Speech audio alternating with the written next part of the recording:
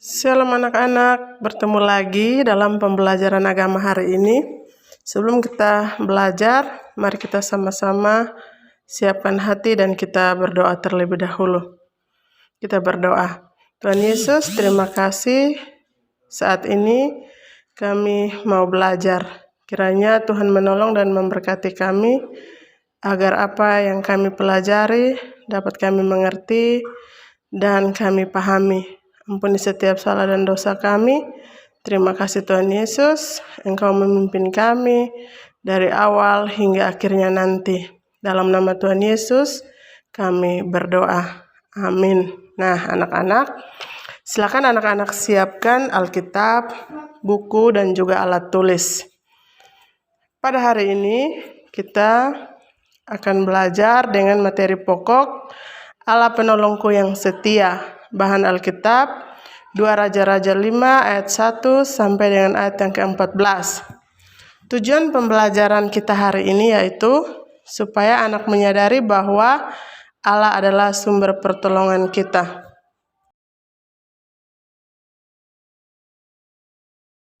Anak-anak, saat ini kita akan belajar tentang suatu penyakit, yaitu penyakit kusta atau yang biasa disebut penyakit lepra. Penyakit kusta merupakan penyakit kulit.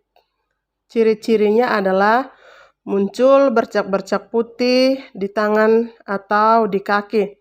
Dan ini semakin lama bisa semakin parah anak-anak dan bisa menyebabkan putus dengan sendirinya.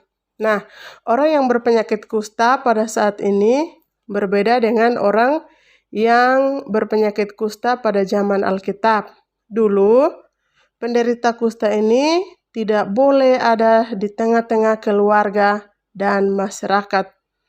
Penyakit kusta ini merupakan penyakit yang paling ditakuti di dalam Alkitab.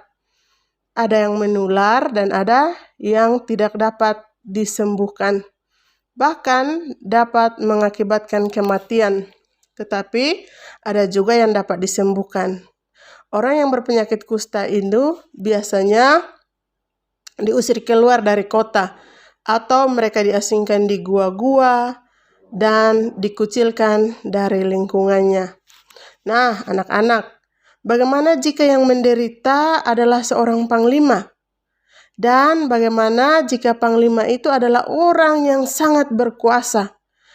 Akankah pengikutnya tetap mengikutinya atau justru meninggalkannya, anak-anak? Nah, kita akan belajar kali ini. Namanya Naaman, dia adalah panglima kerajaan Aram. Kita bisa baca kisahnya di dalam 2 Raja-Raja 5 ayat 1 sampai dengan ayat yang ke-14. Naaman adalah seorang panglima kerajaan Aram. Nah, anak-anak, daerah Aram itu terletak di sebelah utara Kanaan. Kerajaan Aram dipimpin oleh seorang raja. Namun yang mau kita pelajari hari ini adalah nama panglimanya. Naaman sangat hebat. Ia sangat disayangi oleh Raja Aram. Karena apa? Karena ia sering memenangkan pertempuran dan memberi kemenangan bagi bangsa Aram. Sehingga rajanya sangat menyayangi dia. Namun, anak-anak, Naaman ini terkena penyakit kusta. Tapi mungkin saat itu penyakit kusta yang diderita Naaman masih ringan, sehingga ia masih bisa berperang. Nah, anak-anak, di rumah Naaman itu ada seorang anak perempuan Israel. Nah, anak perempuan ini merupakan hamba daripada istri Naaman. Dia bekerja di rumah Naaman. Anak ini sangat berani dan beriman, anak-anak. Ketika ia mengusulkan agar Naaman pergi ke Samaria untuk menemui seorang nabi Tuhan, yaitu namanya Nabi Elisa. Akhirnya Naaman pergi menghadap Raja Aram. Ia meminta izin supaya ia bisa pergi ke Israel dan pergi ke Samaria untuk mencari Nabi Elisa tadi. Untuk meminta kesembuhan. Akhirnya, apa anak-anak? Raja mengizinkan Naaman, bahkan Raja menuliskan surat kepada Raja Israel sebagai permintaan agar bisa menyembuhkan Naaman ini. Tapi sesampainya di Israel, Elisa melalui hambanya Gehasi menyampaikan kepada Naaman untuk mandi di sungai Yordan sebanyak 7 kali, sehingga penyakitnya disembuhkan. Nah, anak-anak, Naaman bingung dan ia bertanya-tanya. Ia berpikir bahwa mengapa harus di sungai Yordan? Mengapa Elisa tidak memanggil-manggil nama Tuhan atau mungkin menggerak-gerakkan tangannya sehingga penyakitnya bisa sembuh? Namun, prajurit Naaman membujuk Naaman supaya Naaman mau untuk mandi di sungai Yordan. Mereka berkata bahwa bukankah jika Nabi Elisa menyuruh sesuatu yang sulit pun ia akan melakukannya demi kesembuhan dirinya. Hanya melakukan hal sederhana. Nah, anak-anak, Naaman melakukannya. Ia mandi 7 kali di sungai Yordan dan ia menjadi sembuh. Nah, dari kisah ini kita dapat belajar bahwa walaupun Naaman seorang panglima besar dan bisa mengalahkan banyak musuhnya, ternyata tidak mampu untuk menyembuhkan penyakitnya sendiri. Hanya ada satu yang dapat menyembuhkan penyakitnya, yaitu Allah. Hanya Allah yang dapat menyembuhkan penyakit, termasuk juga penyakit yang diderita oleh Naaman. Nah, anak-anakku, dari kisah ini kita dapat belajar bahwa hanya Allah sebagai sumber pertolongan kita. Allah tidak hanya menolong kita saat kita sehat, tetapi juga ketika kita sakit, tetapi juga dalam keadaan sukacita, juga dalam keadaan duka cita, bahkan dalam berbagai situasi yang kita alami.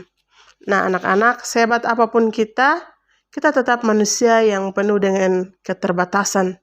Pertolongan Allah kita butuhkan dan rasakan bukan hanya ketika kita sedang bersuka cita, namun juga ketika kita dalam masalah. Pertolongan Allah itu menunjukkan bahwa Allah tidak pernah meninggalkan kita. Allah selalu bekerja dalam hidup kita. Misalnya, Allah memberi kita hikmat sehingga mampu membedakan mana yang baik dan mana yang buruk. Mengingatkan kita supaya kita jujur ketika sedang menghadapi ulangan, bersyukur atas makanan dan minuman, dan keluarga. Pertolongan Allah ini membuat kita harus bersyukur kepadanya. Nah, anak-anak, sebagai kesimpulan dalam pembelajaran kita hari ini, yaitu kita membutuhkan pertolongan Tuhan. Hanya Allah lah adalah satu-satunya sumber pertolongan kita. Untuk mengakhiri pembelajaran kita hari ini, mari kita sama-sama berdoa. Mari kita berdoa. Allah Maha Baik, terima kasih atas semua pertolongan Allah bagiku. Allah selalu menyertai dan menolong ketika kami sehat, atau ketika kami sakit, ketika kami gembira, atau ketika kami sedih. Dan dalam setiap keadaan, Allah selalu ada bagi kami. Terima kasih untuk pelajaran hari ini. Kami dapat belajar dan kami dapat memahami semuanya oleh karena pertolongan-Mu. Terima kasih juga untuk semua kebaikan Allah dalam hidup kami. Dalam nama Tuhan Yesus Kristus, kami berdoa. Amin.